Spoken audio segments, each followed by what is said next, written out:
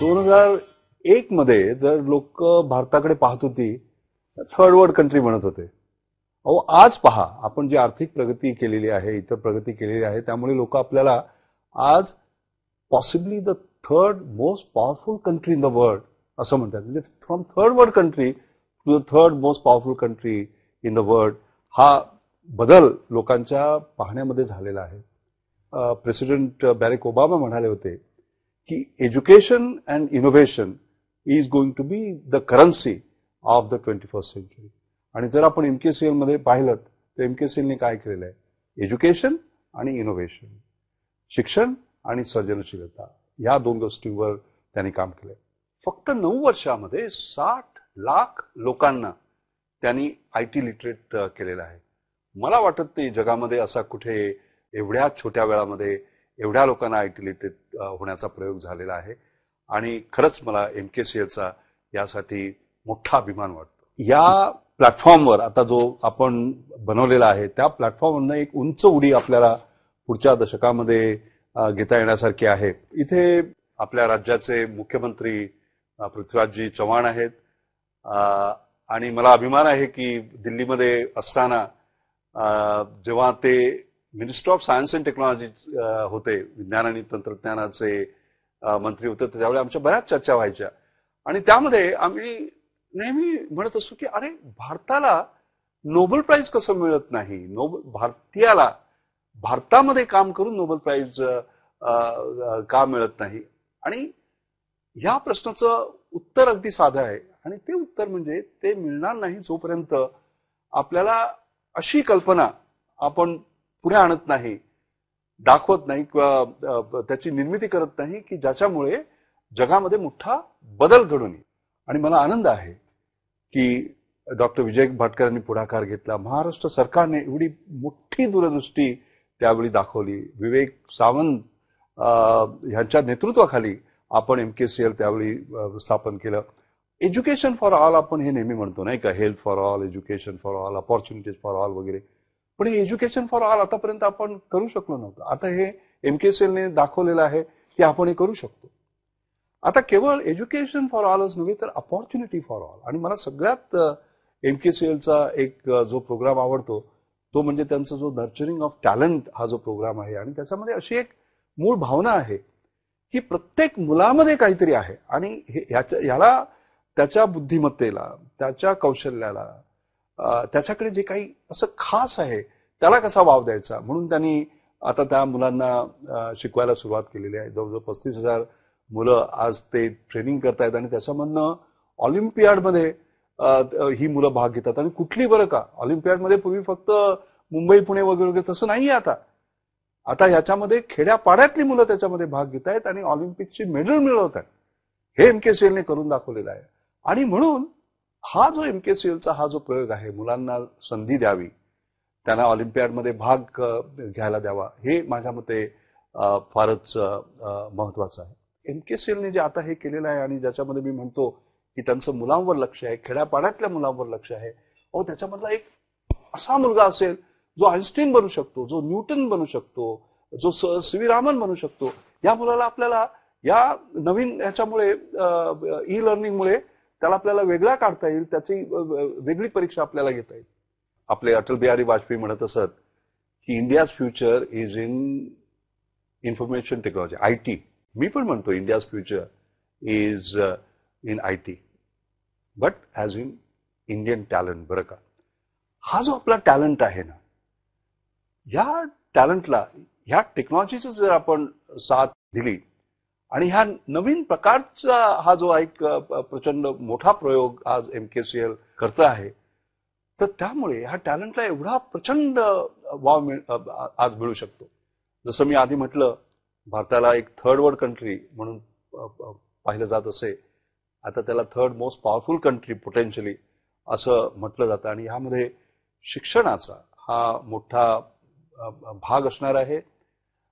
त्याच्यामध्ये तरुणांना वाव मिळावा, संधी मिळावी सर्व प्रकारची आपल्याला करता येण्याची, याच्यावर सुद्धा एमकेसीएलने बरंच हे केलंय. म्हणजे जॉब ओरिएंटेड ग्रोथ हा जो भाग आहे त्याच्यामधून त्यांनी प्रोग्राम्स वगैरे केलेले आहेत. माझ्या मते ह्याच्यामुळे प्रचंड फरक पडणार आहे. आपल्या राष्ट्रपती प्रतिभाताई पाटील यांनी 2 वर्षापूर्वी पार्लमेंटला ऍड्रेस करताना let the next decade be Indian decade of innovation असं म्हटलं होतं, नाही का? आणि मग 3 जानेवारीला जेव्हा सायन्स काँग्रेसच्या लेक्चरमध्ये आपल्या पंतप्रधानांनी डॉक्टर मनमोहन सिंग यांनी हा डिकेड ऑफ इनोव्हेशन असं डिक्लेअर केलं, इंडियन डिकेड ऑफ इनोव्हेशन. तर मला असं वाटतं की हा जो इंडियन डिकेड ऑफ इनोव्हेशन आहे याच्यामध्ये MKCLने अगदी वेगळी दिशा दाखवावी, त्याच्यामध्ये एक नेतृत्व करावं की भारताचा हा इंडियन डिकेड ऑफ इनोव्हेशन ह्या नवीन digital technology, e learning processes वगैरे ह्याच्यामध्ये ज्यांनी ती मास्टरी केलेली आहे त्यांनी नवीन आता टेक्नॉलॉजी त्याचा वापर करून इंडियन डिकेड ऑफ इनोव्हेशनला त्यांनी एक वेगळा मार्ग दाखवावं, वेगळं नेतृत्व करावं. आणि माझ्या मते ह्या दशकामध्ये पुढचा जो आपला जो प्लॅटफॉर्म आहे भारताचा, ज्याच्यामध्ये मी नेहमी म्हणतो की 21वावं शतक हे भारताचं शतक हे या दशकामध्ये होणार आहे. आणि म्हणून मी MKCLला शुभेच्छा देतो. आपला दशकाचा प्रवास असा आहे की आम्हा सर्वांना प्रचंड अभिमान आहे, पण पुढच्या दशकाचा प्रवास असा असणार आहे की ज्याच्यामध्ये तुम्ही ज्याला आपण लिमिटलेस लॅडर ऑफ एक्सलन्स असं म्हणतो त्याच्यावर तुम्ही जाणार आहेत. मला माझ्या तुम्हाला शुभेच्छा आम्हा सर्वांतर्फे या पुढच्या दशकाच्या प्रवासासाठी. धन्यवाद. डॉक्टर माशेलकर सरांनी उल्लेख केला त्याप्रमाणे आणि अपेक्षा व्यक्त केली त्याप्रमाणे महाराष्ट्रातून नोबेल पुरस्कार विजेते तयार व्हावेत यासाठी विविध स्तरांवरती योजनाबद्ध अशा कार्यक्रमांची, प्रकल्पांची गरज आहे. आणि याच हेतूनं MKCLनं 2007 पासून महाराष्ट्र सायन्स ऑलिम्पियाड अभियान राबवलेलं आहे. दरवर्षी 35 विद्यार्थी महाराष्ट्र ऑलिम्पियाड स्कॉलर म्हणून निवडले जातात आणि हे विद्यार्थी स्कॉलर्स देशात तसंच परदेशात सुद्धा आता यशस्वी होत आहेत.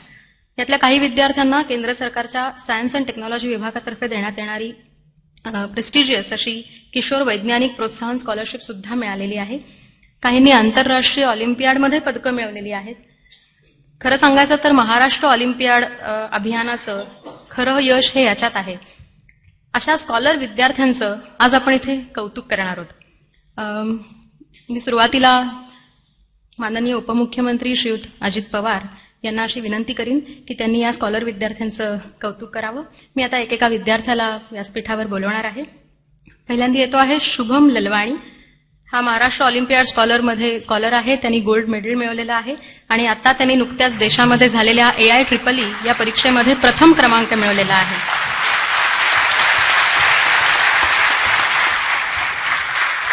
यानंतर दिग्विजय वाडेकर हा सुद्धा गोल्ड मेडल विजेता आहे.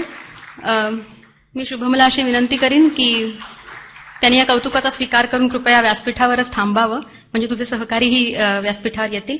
दिग्विजय वाडेकर हा विद्यार्थी आज इथे उपस्थित नाही. त्यांनीही गोल्ड मेडल मिळवलेला आहे आणि त्यांनी इंडियन नॅशनल फिजिक्स ऑलिम्पियाड 2011चा जो कॅम्प असतो त्याच्यामध्ये त्याचा सहभाग होता.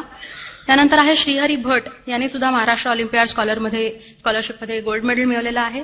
त्यांनी India international junior science Olympiad 2008 मध्ये जी साऊथ कोरियामध्ये झाली होती तिथे सिल्व्हर मेडल मिळवलंय. त्याच्या वतीनं त्याच्या आईनी आजचं कौतुक स्वीकारलेलं आहे. त्यानंतर संस्कृती डावळे ही ब्रॉन्झ मेडल विजेती आहे आणि तिला राज्य सरकारची स्कॉलरशिप सुद्धा मिळालेली आहे. त्यानंतर आहे शलाका शिंदे, जिला विशेष प्रमाणपत्र, सिल्व्हर आणि गोल्ड मेडल मिळालेलं आहे, जिने इंडियन नॅशनल ॲस्ट्रॉनॉमी ऑलिम्पियाड 2011चा जो कॅम्प झाला त्याच्यात तिचा सहभाग होता. याच्यानंतर मी माननीय मुख्यमंत्री श्रीयुत पृथ्वीराज चव्हाण यांना विनंती करते की त्यांनी पुढच्या काही विद्यार्थ्यांचं कौतुक करावं. तुम्ही पुढे थांबलात तरी चालेल. त्यानंतर आशुतोष पाटील यांनी स्टेजवर यावं, जो गोल्ड मेडल विजेता आहे. मी माननीय मुख्यमंत्र्यांना अशी विनंती करते की त्यांनी त्याचं कौतुक करावं. प्रितिश पाटील यांनी गोल्ड मेडल मिळवलेलं आहे महाराष्ट्र ऑलिम्पियाड स्कॉलर म्हणून. त्यांनी सिल्व्हर मेडल मिळवलेलं आहे इंटरनॅशनल ॲस्ट्रॉनॉमी ऑलिम्पियाड जी युक्रेनमध्ये झाली होती ऑक्टोबर 2010 मध्ये, आणि त्यांनी सिल्व्हर मेडल मिळवलेलं आहे इंटरनॅशनल बायोलॉजी ऑलिम्पियाड जे तैवानमध्ये यावर्षी जुलैमध्ये झालं होतं. यानंतर आहे अजिंक्य शेजूल, जो सिल्व्हर मेडल विजेता आहे आणि त्यांनी INMO 2011च्या पुरस्कार विजेत्यांमध्ये त्याचा समावेश आहे. अलंकार कोतवाल, ज्यांनी ब्रॉन्झ आणि गोल्ड अशी दोन्ही मेडल्स मिळवलेली आहेत, तो आता व्यासपीठावर येतोय. आणि नंतर आहे चैतन्य टप्पू. चैतन्य टप्पू ज्यांनी ब्रॉन्झ आणि सिल्वर मेडल मिळवलेलं आहे आणि त्यांनी आता त्याचंही साऊथ आफ्रिकेमध्ये होणाऱ्या याच्यामध्ये सिलेक्शन झालंय. दिग्विजय वाडेकर सुद्धा आता उपस्थित झालाय.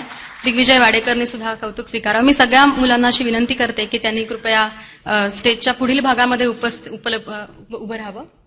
दिग्विजय वाडेकर ज्यांनी इंडियन नॅशनल फिजिक्स ऑलिम्पियाड 2011च्या कॅम्पमध्ये सहभाग झाला होता. जर तुम्ही सगळे समोर उभे राहिलात तर एक छोटंसं आपण सगळे सभागृहातले बघू शकता की ह्या सगळ्यांविषयीची माहिती आपल्या मागच्या पडद्यावर आहे आणि तुम्ही प्रत्यक्ष ह्या विद्यार्थी स्कॉलर्सना आज बघता आहात.